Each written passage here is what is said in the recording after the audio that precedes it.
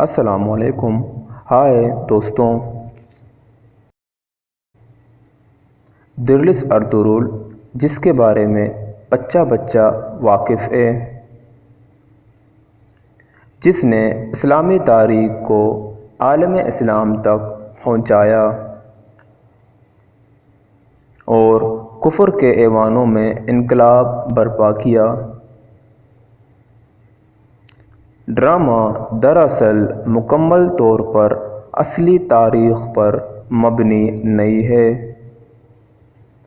اس میں تاریخ کے کچھ حصوں کو ایڈ کیا گیا ہے جبکہ کچھ حصوں کو نکالا گیا ہے۔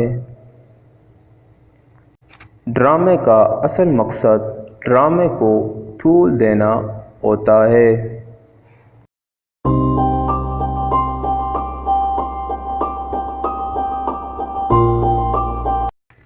ہم آج آپ کو درلس ارطغرل کے اصلی تاریخ کے بارے میں بتانے جا رہے ہیں۔ اس سے پہلے اگر آپ نے ہمارے چینل ملیر پروگس کو سبسکرائب نہیں کیا ہے تو آپ اسے سبسکرائب کریں اور بیل آئیکن پر پریس کریں۔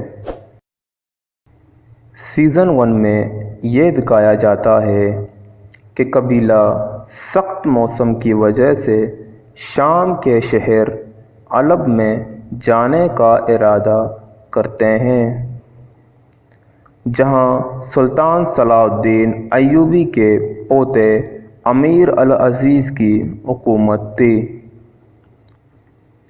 شروعات میں امیر العزیز انہیں حلب میں زمین دینے سے انکار کرتے ہیں، لیکن جب ارطغرل امیر العزیز کے سامنے ان کے اندرونی سازشوں کو بے نقاب کرتے ہیں تو امیر العزیز اس سے خوش ہو کر انہیں حلب میں زمین عطا کرتے ہیں۔ حقیقت اس سے بالکل برعکس ہے۔ یہ وہ دور تھا جب منگول چنگیز خان کی سربراہی میں دنیا فتح کرنے نکلی تھی۔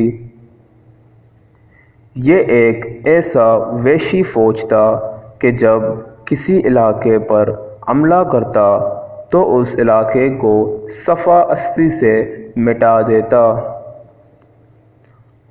اور بستیوں کو جلا کر راکھ کر دیتا۔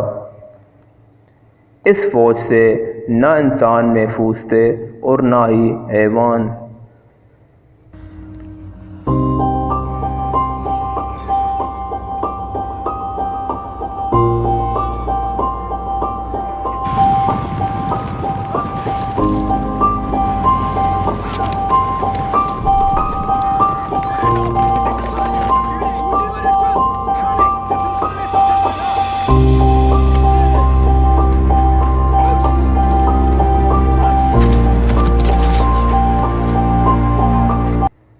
کائی قبیلہ اس وقت ایشیائے کوچک کے علاقے ہیلت میں خیمہ زن تھی۔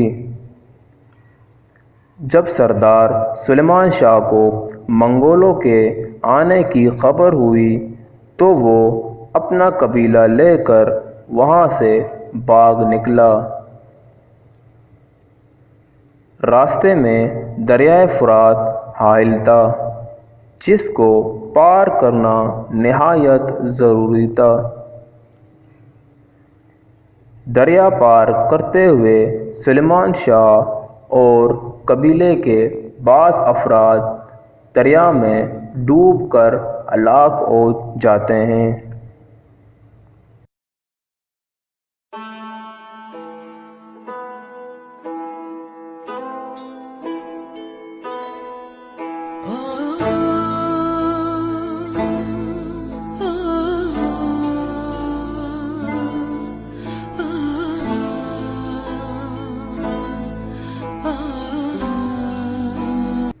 ڈرامے میں ایک سفر کے دوران بیماری کی وجہ سے سلیمان شاہ کو ہلاک ہوتے ہوئے دکھایا گیا ہے۔ جب سلیمان شاہ کی وفات کی خبر کائی قبیلے کو ملتی ہے تو قبیلے میں ہلچل مچ جاتی ہے۔ خاص طور پر دونوں بھائی ارطغرل اور گلدارو کی رائے ایک دوسرے سے بالکل مختلف تھی۔ ارطغرل بازنطینی سرحد کے قریب جانا چاہتا تھا، جبکہ گلدارو ایک پرسکون شہر کی جانب جانا چاہتا تھا۔ یہاں دونوں بھائیوں کے راستے ایک دوسرے سے بالکل الگ ہو گئے۔ ارطغرل اپنے قبیلے والوں کے ساتھ جا رہا تھا تو سامنے اس نے دیکھا کہ دو فوج آپس میں لڑ رہے ہیں۔ اس نے اپنے 300 جان بازوں کے ساتھ اس فوج کا ساتھ دیا جو کہ شکست کھا رہی تھی۔ کچھ گھنٹوں کی لڑائی کے بعد ارطغرل فتح پا گیا۔ بعد میں پتہ چلا کہ جس فوج کا ساتھ ارطغرل دے رہے تھے دراصل وہ سلجوقی سلطان علاء الدین کیقوباد کی فوج تھی۔ سلطان علاء الدین کیقوباد یہ دیکھ کر بہت خوش ہوا اور کائی قبیلے کو بازنطینی سرحد کے قریب سوغد کا علاقہ عطا کیا۔